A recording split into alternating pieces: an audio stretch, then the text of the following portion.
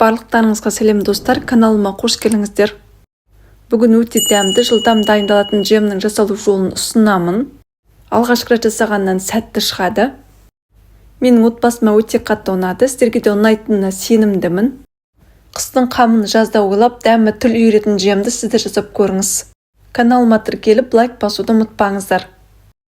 Ең алдымен өрікті жақсылап жуып тазалаймыз. Сонан соң сүйектерін бөлек алып тастаймыз.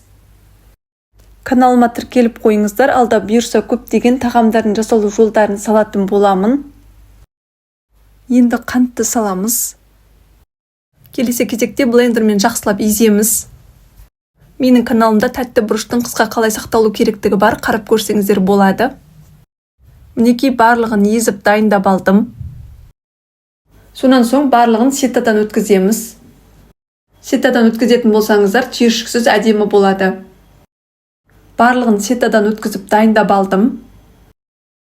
Ендігі кезекте қайнағанша қатты отқа қоямыз. Сонан соң жайы отта 40 минуттай қайнатамыз. Қақпағын жаппаймыз. Арасында араластырып тұрамыз. Джем дайын болған кезде видеодағыдай жасайтын болсаңыздар, формасын ұстап тұрады, жан-жағына ақпайды. 40 минуттай қайнады. Келесі кезекте артық көбігін алып тастаймыз.